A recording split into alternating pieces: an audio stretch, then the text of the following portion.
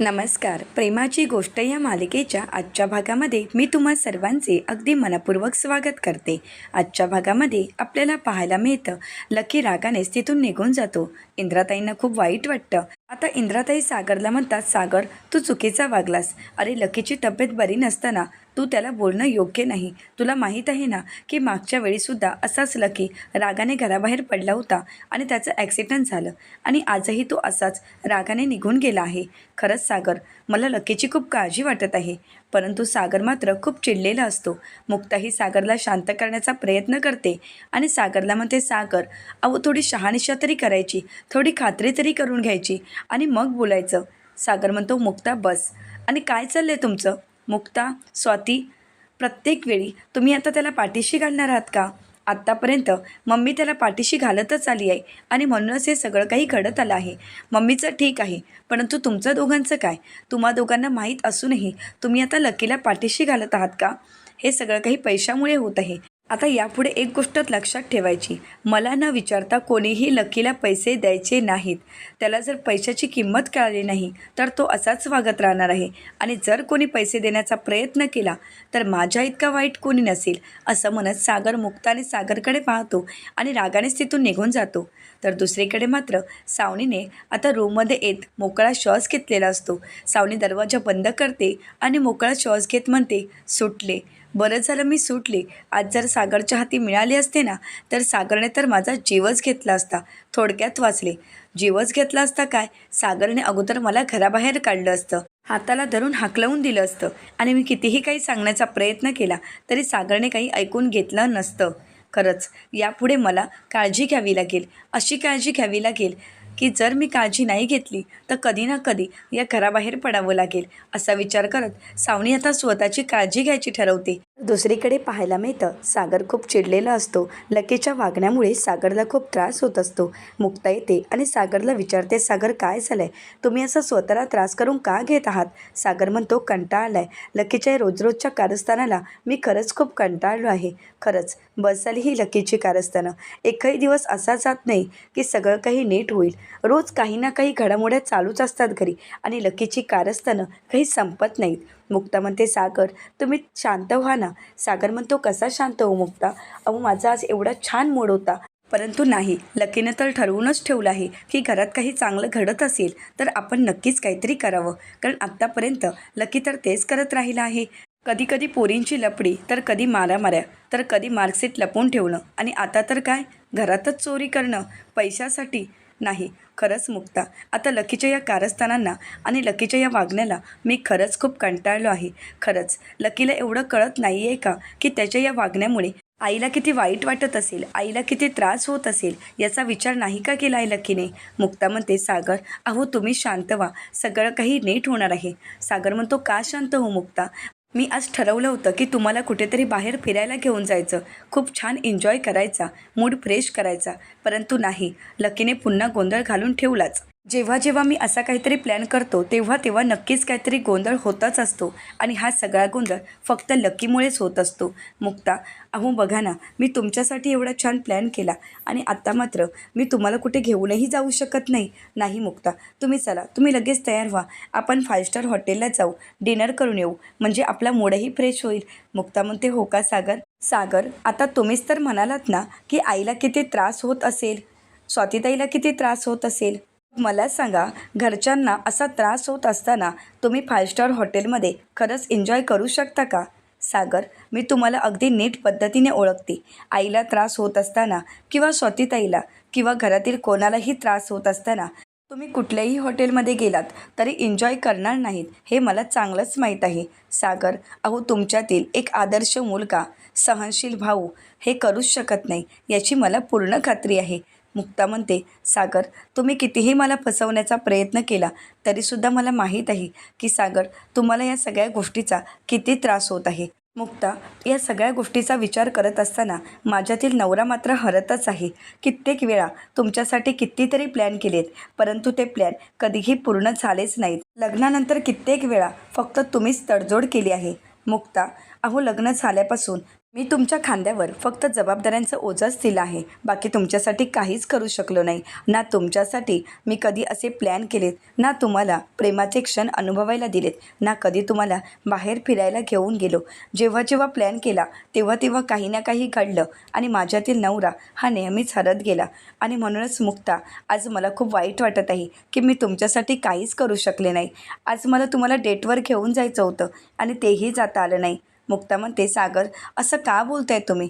आणि मला सांगा, डेटवर जाणं म्हणजे नक्की काय असतं? एखाद्या महागड्या रेस्टॉरंटमध्ये जायचं, 5 स्टार हॉटेलमध्ये जायचं, तिथे जाऊन महागड्या वस्तूंची ऑर्डर करायची आणि थोडंसं खायचं आणि घरी यायचं. सागर, डेट म्हणजे हेच असतं ना, की आपल्या मनातील गोष्टी एकमेकांसोबत शेअर करणं, आपलं मन मोकळं करणं, काही 2 प्रेमाच्या गोष्टी करणं, दोघांमध्ये असणारा विश्वास अजून घट्ट करणं, हेच तर डेटमध्ये असतं ना. परंतु सागर, डेटवर जाण्यासाठी आपल्याला 5 स्टार हॉटेलचीच का गरज असते सागर? आज आपण दोघंही आपल्या रूममध्ये असे खुर्चीवर बसून एकमेकांच्या समोर एकमेकांचं मन मोकळं करत आहोत. एकमेकांच्या डोळ्यात एकमेकांविषयी असणारं प्रेम पाहत आहोत. आणि आपल्या या डेटवर ना कोणाची कुजबूज, ना कोणाचा आरडाओरडा आणि ना कोणी डिस्टर्ब करत. फक्त आपण दोघेच आहोत. आणि म्हणूनच त्या बाहेरच्या 5 स्टार रेस्टॉरंटमध्ये जाऊन जे आपण डेट एन्जॉय करणार होतो, तीच डेट आज मला माझ्या रूममध्ये जाणवत आहे. तीच डेट मला माझ्या रूममध्ये एन्जॉय करायची आहे. कारण तुम्ही माझ्यासोबत आहात आणि आपल्या दोघांचं एक वेगळं जग आहे, की ज्या जगामध्ये फक्त तुम्ही आणि मीच आहोत. सागर म्हणतो, मुक्ता म्हणते, हो सागर, हो डेटवर जाणं यासाठी फक्त 5 स्टार हॉटेलची गरज नसते, तर त्यासाठी गरज असते ती एकमेकांच्या साथीची, एकमेकांना समजून घेण्याची. मग आपली डेट आपण कुठेही सेलिब्रेट करू शकतो. आज आपण आपली डेट आपल्या रूममध्ये सेलिब्रेट करत आहोत. मग सागर, मला सांगा, अजून काय हवं आहे? यालाच तर खरी डेट म्हणतात. आज आपण एकमेकांच्या मनातील भावना जाणून घेत आहोत, हेच तर आपल्यासाठी खूप आहे. आता मात्र मुक्ताच्या मनाचा हा मोठेपणा पाहून सागरला खूप भरून आलेलं असतं. सागरला त्याच्या भूतकाळाची आठवण होऊ लागते. सावनीची चिडचिड, तिचं रागवणं आणि सागर तिला शांत करणं, हे सर्व काही सागरला आठवत असतं. सागर सावनीला 5 स्टार हॉटेलमध्ये जेवायला घेऊन जात नाही, यामुळे सावनीची होणारी चिडचिड सागरला आठवते. सावनीचं बोलणं त्याला आठवतं. सागर, अरे तू कधीतरी मला बाहेर घेऊन गेला आहेस का? सागर, अरे मी तुला कित्येक वेळा सांगितलं आहे की घरी बसून संध्याकाळच्या वेळी मला कंटाळा येतो, कधीतरी घेऊन जावं बाहेर. परंतु नाही सागर, कधी घेऊन जातोस का बाहेर? कसला नवरा आहेस तू? आता सगळं काही सागरला आठवत असतं. सावनीची होणारी चिडचिड सागरला आठवते. सावनी सागरला म्हणालेली असते, सागर, अरे तू तर माझ्यासाठी काहीच करू शकत नाही. माझ्या एवढ्या कोणत्या अपेक्षा होत्या रे? मला तर एवढंच वाटत होतं ना की तू कधीतरी मला 5 स्टार हॉटेलमध्ये जेवायला घेऊन जावं, आपण एकमेकांसाठी वेळ द्यावा. परंतु नाही सागर, तुला कुठे घेऊन जावं म्हटलं तर एखाद्या जत्रातल्या छोट्याशा हॉटेलमध्ये घेऊन जातात, तसं मला टपरीवर घेऊन जातोस आणि तिथे मिळणारी ती स्वस्तातली पावभाजी आणि उसाचा रस, त्या पलीकडे कधी तू चांगल्या हॉटेलमध्ये मला घेऊन गेलायस का? सागर बोल ना, कसला नवरा आहेस रे तू? आता सागरला हे सर्व शब्द आठवत असतात. मुक्ता आणि सावनीमध्ये असणारा फरक सागरला आठवत असतो. सागरला सावनीचं बोलणं आठवतं. सावनी सागरला म्हणालेली असते, सागर, अरे तू माझी एकही इच्छा अपेक्षा पूर्ण करू शकला नाहीस सागर. सागर, कधीच तू माझ्या मनासारखा वागला नाही आहेस. एवढंच नाही तर सागर, तू कधीही माझ्या मनाचा विचार केलाच नाहीस. तुला फक्त एवढंच म्हणायचं असतं. सावनी, अगं बाहेर जाण्याची काय गरज आहे? आपण आहोत ना एकमेकांसाठी. आपण घरीच थांबू, घरीच एन्जॉय करू. अरे परंतु घरी काय एन्जॉय करणार आहोत सांग ना. अरे संध्याकाळ झाली की तुझं थोबाड बघायला सुद्धा मला कंटाळा येतो. अरे मला एक सांग, बाहेर जग फिरणारी लोक वेडी आहेत का? एवढा पैसा खर्च करून लोक बाहेर फिरायला जातात, आपल्या बायकोला खुश ठेवण्याचा प्रयत्न करतात, आपल्या बायकोसाठी हवं नको ते करायला तयार असतात. परंतु सागर, तुझं काय? अरे तुझ्याकडून जग फिरायची अपेक्षाच नाही, परंतु साधं मुंबई तरी फिरवशील का मला? नाही, मला नाही वाटत ते तरी तू करू शकतोस. कारण तुझं सगळं जग हे तुझ्या घरामध्येच अडकून आहे. तू तर घरकोंबडा आहेस, कधीही घराबाहेर पडणार नाहीस. तर सागर म्हणतो, सावनी, अगं आपण आहोत ना एकमेकांसाठी घरी. तर सावनी म्हणते, काय? आतापर्यंत मी तुला तेच समजावण्याचा प्रयत्न करते ना सागर. अरे कधीतरी घराबाहेर पडण्याचा प्रयत्न कर, कधीतरी हे जग दाखवायला मला घेऊन जा. परंतु नाही सागर, तू तेवढंही करू शकत नाही. याच गोष्टीची मला लाज वाटते. खरं तर मला आता या सगळ्या गोष्टीचा कंटाळा आला आहे सागर. तू माझ्यासाठी काहीच करू शकत नाही. अरे कधीतरी मला क्लबमध्ये घेऊन जा, तिथेही लोक एन्जॉय करत असतात. आपणही कधीतरी क्लबमध्ये जावं, एन्जॉय करावं असं मलाही वाटतंय सागर. परंतु तुझ्याकडून कुठल्या अपेक्षाच राहिल्या नाही आहेत. कारण तू घर सोडून कुठे जाणारही नाही आहेस. तुझे हे कपडे आणि तुझं हे वागणं मला बिलकुल आवडत नाही. कधीतरी वेगळे कपडे घालू, कधीतरी बाहेर फिरायला जाऊ. परंतु नाही सागर, तुला तर एक एक रुपया साठवायचा असतो. परंतु एवढा पैसा साठवून काय करणार आहेस? राहून देत. मला तर तुझ्याशी बोलायची इच्छाच नाही आहे. कारण मी कितीही काही बोलण्याचा प्रयत्न केला तरी तुझ्यामध्ये काही बदल होणार नाही. तू घर कोंबडाच राहणार आहेस, असं म्हणत सावनी रागानेच तिथून निघून गेलेली असते. सागर बाहेर कुठे फिरायला घेऊन जात नाही म्हणून सावनीची होत असणारी चिडचिड, तर दुसरीकडे मुक्तामध्ये असणारा समजूतदारपणा आणि म्हणूनच सागर अगदी मुक्ताकडे प्रेमाने पाहू लागतो. सागर पूर्णपणे भान विसरून गेलेला असतो, कारण मुक्ताच्या अशा या स्वभावामुळे सागर तिच्यामध्ये हरवून गेलेला असतो. आता मुक्ता ही सागरला आवाज देऊ लागते आणि विचारते, सागर अहो काय झालंय? तुम्ही कुठल्या विचारात हरवलाय? तर आता सागर भानावर येतो. तर मुक्ता ही सागरला म्हणते, सागर तुम्हाला डेटवरच जायचं आहे ना, मग काळजी का करता? मी आत्ता आपल्या दोघांसाठी खूप छान अशी तुम्हाला आवडते तशी कॉफी बनवू का? म्हणजे आपण दोघंही एकत्र असे कॉफी पीत आपल्या रूममध्येच डेटवर गेलो याचं फील होऊ शकतं तुम्हाला. सागर म्हणतो, हो ठीक आहे. मुक्ता म्हणते, चालेल मग, फक्त 10 मिनिटात मी आता आपल्या दोघांसाठी कॉफी घेऊन येते. असं म्हणत मुक्ता ही कॉफी आणण्यासाठी निघून जाते. तर आता सागरला मात्र मुक्ताचा खूप अभिमान वाटत असतो. सागर मनाशीच म्हणतो, मुक्ता मी खरंच भाग्यवान आहे की तुमच्यासारखी मुलगी माझ्या आयुष्यात आली. तुम्ही माझी बायको आहात हेच माझ्यासाठी खूप मोलाचं आहे. मुक्ता खरंच मी काय बोलू मला काहीच कळत नाही, कारण माझ्या एवढा भाग्यवान कोणीच असू शकत नाही. मी खरंच खूप नशीबवान आहे की तुम्ही माझ्या आयुष्यात आहात. मुक्ता मुक्ता मी तुम्हाला वचन देत आहे, मी कधीही तुम्हाला दुःखात ठेवणार नाही.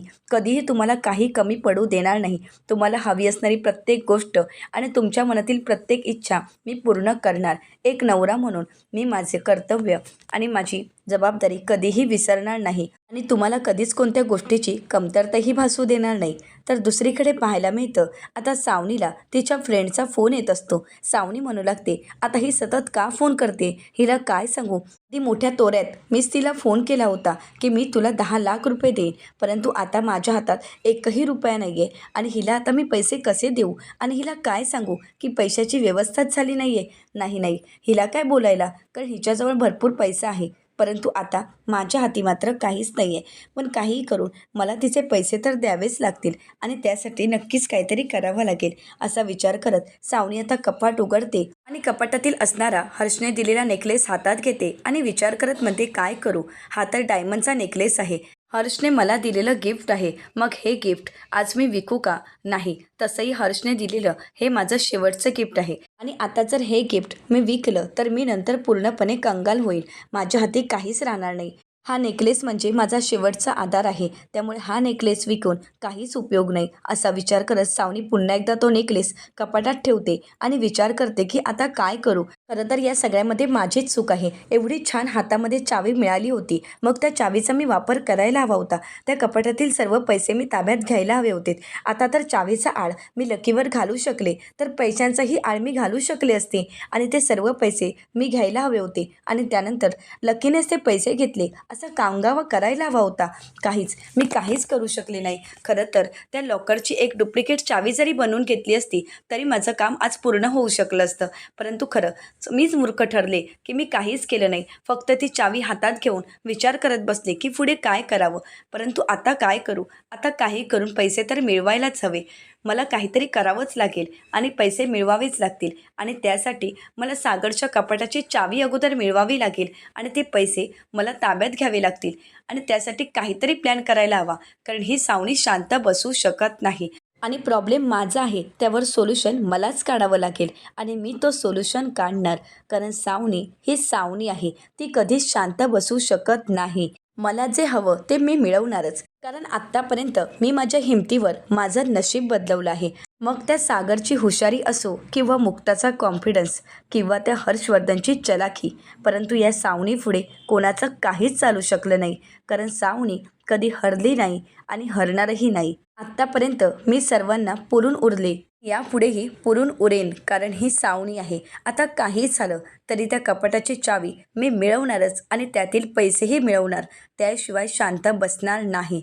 असं म्हणत आता सावनी मनाशीच ठाम निर्णय करते की काही झालं तरी सागरच्या कपाटाची चावी ही आपल्या ताब्यात घ्यायचीच. तर दुसरीकडे पाहायला मिळतं, लकी नाश्ता करण्यासाठी आलेला असतो. तर आता त्याचवेळी इंद्राताईसुद्धा तिथे येतात. तर आता मुक्ता विचारते, मम्मी मी तुम्हाला थालीपीठ देऊ का? गरम गरम थालीपीठ आहेत. लकी तुझ्यासाठी पण घेऊन येऊ का? तर आता इंद्राताई काहीच बोलत नसतात. लकीही काही बोलत नाही. तर तेवढ्यातच सावनी म्हणते, परंतु मला चालेल हा थालीपीठ. आता मात्र स्वाती आणि मुक्ता सावनीकडे पाहू लागतात. तर सावनी म्हणते, नाही म्हणजे मला आदित्यच म्हणाला होता की सईची मुक्ताई खूप छान थालीपीठ बनवते, म्हणून म्हटलं की मला चालेल थालीपीठ. परंतु मुक्ता आता सावनीसाठी थालीपीठ घेऊन न येता आता लकीसाठी थालीपीठ घेऊन येत असते. परंतु त्या अगोदर इंद्राताई लकीला विचारतात, लकी अरे खरंच सांग बाळा, तू ते पैसे घेतले नाहीस ना? आता मात्र लकी खूप चिडतो आणि म्हणू लागतो, झालं मम्मी, अगं तुला आता कसं सांगू की ते पैसे मी घेतलेच नाही आहेत आणि ते पैसे घेण्याचा काही संबंधही येत नाही. मी आता तुला स्टॅम्प पेपरवर लिहून देऊ का की मी पैसे घेतले नाही? त्या चोरीशी माझा कुठलाही संबंध नाही. ती चावी मी घेतलीच नाही आहे मम्मी, प्लीज माझ्यावर विश्वास ठेव. परंतु इंद्राताई काहीच बोलत नसतात. तर लकी म्हणतो, वाटलंच होतं की तुझाही माझ्यावर विश्वास बसणार नाही. तुम्ही सर्वजण एक काम का नाही करत? तुम्ही सर्वजण एकत्र या आणि मला घराबाहेर तरी काढा. नाहीतर एक काम करा, तुम्ही सर्वांनी मिळून मला अशी काहीतरी मोठी शिक्षा द्या, म्हणजे तुम्हा सर्वांच्याच मनाची समाधानी होईल. असं म्हणत लकी खूप चिडलेला असतो. इंद्राताई त्याला शांत करण्याचा प्रयत्न करतात, परंतु लकी काही शांत होत नाही. इंद्राताईंना खूप वाईट वाटतं आणि म्हणूनच इंद्राताई तिथून रूममध्ये निघून जातात. आता त्याच संधीचा फायदा घेत सावनी लकीचे कान भरवत म्हणते, लकी पाहिलंस ना, मलाही खरंच खूप वाईट वाटतं. अरे तुझ्याच घरची माणसं आज तुझ्यावर विश्वास ठेवत नाही आहेत. एवढ्याशा पैशासाठी तुझ्याच घरची माणसं आज तुझ्यावर संशय घेत आहेत. लकी एक खरं सांगू का, तुझ्या जागी जर मी असते ना, तर हे घर सोडून कधीच गेली असती. या माणसांना सोडून इथून निघून गेली असते. परत या घरात मी कधी आलेही नसते. असं म्हणत सावनी त्याला भडकवण्याचा प्रयत्न करते. आता त्याचवेळी मुक्ता तिथे लकीसाठी थालीपीठ घेऊन येते. परंतु सावनीच्या या बोलण्यामुळे लकीलाही खूप वाईट वाटलेलं असतं. लकी रागानेच तिथून निघून जातो. मुक्ताही लकीला थांबवण्याचा प्रयत्न करत असते, परंतु लकी काही थांबत नाही. मुक्ताही लकीला आवाज देत म्हणते, लकी अरे थांब ना, अरे थालीपीठ तरी खाऊन घे, असं उपाशी राहू नकोस. परंतु लकी काही ऐकून न घेता तिथून निघून जातो. त्याचवेळी तिथे सागर येतो आणि मुक्ताला विचारतो, काय झाले मुक्ता? मुक्ता म्हणते, अहो लकीने काहीच खाल्लं नाही आहे. तर सागर म्हणतो, मग तुम्ही त्याच्या मागे पुढे का करत आहात? त्याला जर भूक लागली असेल तर खायचं असेल तर खाईल, नाहीतर राहील उपाशी. तुम्ही एवढा का विचार करताय त्याचा? मुक्ता म्हणते, सागर. तर आता सागर नाश्त्यासाठी येतो आणि म्हणू लागतो, माझ्यासाठी गरम नाश्ता असेल तर द्या. तर मुक्ता म्हणते, हो सागर मी घेऊन येते. तर त्या अगोदर मुक्ताही सागरला म्हणते, सागर तुम्ही असं का बोलताय? सागर अहो एकदा तरी विचार करा. लकीच्या वागण्यावरून मला नाही वाटत की ही चोरी लकीने केली असावी, कारण लकीवर माझा पूर्ण विश्वास आहे. लकी असं काही करणार नाही. मला माहीत आहे की लकीने इतर वेळा चुकाही केल्या असतील, परंतु आता त्याने चूक केली असेल असं मला अजिबात वाटत नाही. लकीचा चेहराच सांगतो की लकीने असं काहीच केलं नाही आहे. सागर प्लीज तुम्ही समजून घ्या. तर सागर म्हणतो, अजून किती समजून घ्यायचं? आत्तापर्यंत तेच तर केलं आहे. तर मुक्ता म्हणते की हो सागर, लकीच्या हातून चूक झाली, चुका या होतातच, परंतु समजून घेणं ही आपली जबाबदारी आहे. आणि आपल्या भावाला, आपल्या घरच्या मुलाला आपण समजून घेणार नाही तर कोणाला घेणार? सागर म्हणतो, मुक्ता आत्तापर्यंत मी तेच केलं आहे, परंतु आत्तापर्यंत लकी कधीच सुधारला नाही. त्याची ही कारस्थानं, त्याचं हे वागणं वाढतच चाललं आणि म्हणूनच या सगळ्याला मला खूप कंटाळा आला आहे. मुक्ता म्हणते, नाही सागर, यावेळी लकीची चूक आहे असं मला वाटत नाही. तर आता सागर म्हणतो, ठीक आहे, मग तुम्हाला त्याचे लाड करायचे आहेत, त्याला थालीपीठ घालायचे तर घाला, पण प्लीज मला आता काहीही सांगू नका. असं म्हणत सागर खूप चिडलेला असतो. तर मात्र सावनी खुश होते. आता सर्वांच्या नकळतच सावनी आपला नाश्ता घेऊन तिथून निघून जाते. तर दुसरीकडे लकी आपल्या रूममध्ये विचार करत असतो. झालेल्या प्रकरणामुळे लकीला खूप मनस्ताप झालेला असतो, त्याला खूप वाईट वाटत असतं. तर दुसरीकडे डॉक्टरच्या हाती आता लकीचे रिपोर्ट आलेले असतात. ते लगेच लकीला फोन करतात. लकी पाहतो तर डॉक्टरांचा फोन आलेला असतो. लकी विचार करत म्हणतो, डॉक्टरांचा आणि आता असा अचानक फोन, असा विचार करत लकी फोन उचलतो आणि विचारू लागतो, काय झाले डॉक्टर साहेब? तर डॉक्टर म्हणतात, मिस्टर लकी कोळी, तुमचे रिपोर्ट माझ्या हाती आले आहेत, त्यामुळे प्लीज तुम्ही रिपोर्ट पाहण्यासाठी याल का? लकी म्हणतो, परंतु डॉक्टर तुम्ही माझे रिपोर्ट मला मेल कराल का? तर डॉक्टर म्हणतात की हो, मेल तर मी आताही करू शकतो, परंतु मला तुमच्याशी पर्सनली बोलायचं आहे आणि म्हणूनच तुम्ही भेटण्यासाठी यावं असं मला वाटत आहे. लकी म्हणतो, ओके ठीक आहे, मी येतो क्लिनिकमध्ये. आता हे सर्व काही सावनीने ऐकलेलं असतं. सावनी विचार करते, की लकी नक्की कोणत्या रिपोर्टबद्दल बोलत असेल, कारण डॉक्टरनी पण समोरून त्याला कॉल केला आहे. याचा अर्थ नक्की कशाचे रिपोर्ट असतील. सावनी पणाशीच म्हणते, जाऊ दे, परंतु मी का विचार करते, त्याचे कोणतेही रिपोर्ट असले तरी मला काय फरक पडतो आहे, असा विचार करत सावनी आता थालीपीठ खात असते. आता सावनी रूममध्ये येते तर सावनीला पुन्हा एकदा आता सावनीच्या मैत्रिणीचा फोन आलेला असतो. सावनी खूप चिडते आणि म्हणू लागते, ही पुन्हा पुन्हा का फोन करते, एकदा सांगितलं ना की पैशाची व्यवस्था झाली की सांगेन, परंतु आता जर पैसे हातातच नसतील तर तुझा फोन उचलून मी काय सांगू आहे. एकदा का तिच्या तोंडावर पैसे फेकले की मी एकदा मोकळी झाले, परंतु त्या अगोदर मला पैसे तर मिळवावेच लागतील. तर दुसरीकडे सागर ऑफिसला निघालेला असतो. तर सागर मुक्ताला म्हणतो, मुक्ता अहो कपाटामध्ये कॅश ठेवली आहे काही. मुक्ता विचारते काय, तर सागर म्हणतो की हो. मुक्ता म्हणते, ती सिंगापूरला जाण्यासाठी ठेवली होती तीच का. तर सागर म्हणतो, नाही, ती तर मी बँकमध्ये डिपॉझिटही केली आहे, ही वेगळी कॅश आहे, 16 ते 17 लाख आहेत. आता हे सगळं काही सावनीने ऐकलेलं असतं. सावनीला हे ऐकून धक्का बसतो आणि तिला आनंदही झालेला असतो. सागर म्हणतो, एका क्लायंटला द्यायचे ते पैसे आहेत, त्यामुळे क्लायंटचा माणूस येईलच, तर ही चावी मी आता कुठेही न ठेवता तुमच्याच हातात देत आहे, असं म्हणत आता सागर ती चावी मुक्ताकडे देतो. तर दुसरीकडे सावनीने हे सगळं काही ऐकून घेतलेलं असतं. एवढी मोठी जबाबदारी सांभाळण्याचं मुक्ताला खूप टेन्शन आलेलं असतं. तर दुसरीकडे सावनी मनाशीच म्हणते, मला चोर म्हणायला होतास ना, आता बघ सागर, तुझ्या डोळ्या देखतच मी या पैशाची चोरी कशी करते, असं म्हणत आता सावनी ते पैसे चोरायचं ठरवते. तर पुढील भागामध्ये आपल्याला पाहायला मिळतं, सागर मुक्ताला म्हणतो, तुमच्याचमुळे या घरात सगळं काही सुरळीत चालू आहे, फक्त आता एकाच गोष्टीचं टेन्शन आहे, ते म्हणजे लकीचं. एकदा का लकी सुरळीत मार्गाला लागला की मला कशाचंच टेन्शन नाही. तर दुसरीकडे पाहायला मिळतं, आता लकी डॉक्टरांना भेटण्यासाठी डॉक्टरांच्या क्लिनिकमध्ये आलेला असतो.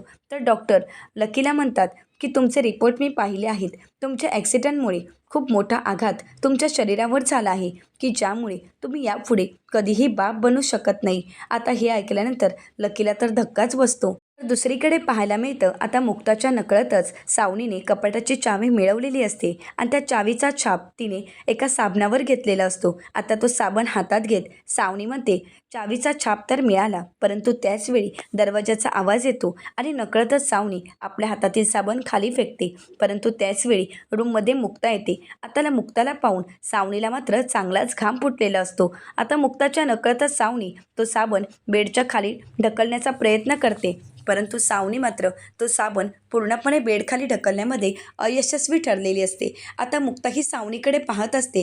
तर सावनी विचारते, काय झाले, तू अशी का पाहत आहेस. तर आता मुक्ता म्हणते, हेच, असं म्हणत आता मुक्ता साबण दाखवते. आता मात्र सावनी खूप घाबरून गेलेली असते. आता सावनीचं सत्य समोर येईल का, हे पाहणं अतिशय रंजक ठरणार आहे. अशाच मालिकांचे नवनवीन अपडेट पाहण्यासाठी चॅनलला नक्कीच सबस्क्राईब करा. धन्यवाद.